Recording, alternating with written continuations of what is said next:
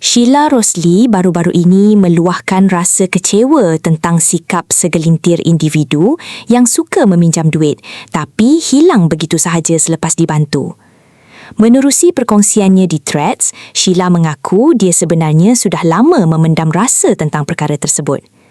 Menurutnya, ada individu yang datang meminta bantuan dengan cerita yang cukup menyentuh hati. Cara bercakap, cara merayu, sampai buat orang rasa simpati dan tak sampai hati untuk menolak. Katanya lagi, jumlah yang dipinjam pula bukan sedikit. Ada yang sampai beribu-ribu ringgit.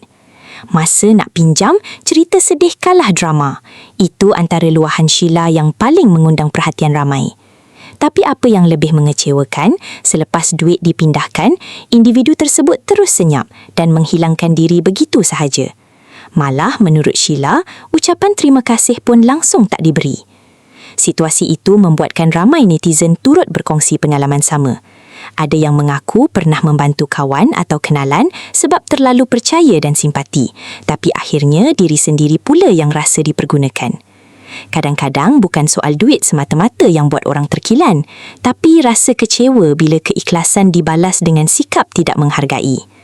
Perkongsian Sheila itu juga membuat ramai mula sedar bahawa membantu orang memang perkara baik, tapi dalam masa sama, tidak semua orang tahu menghargai pertolongan yang diberikan. Pada pendapat korang, kalau orang pernah hilangkan diri lepas pinjam duit, korang masih sanggup bantu lagi tak kalau dia datang merayu kali kedua? Terima kasih kerana menonton Chua Viral TV. Jangan lupa like, komen dan subscribe untuk terus dapatkan update terkini tentang dunia hiburan Malaysia.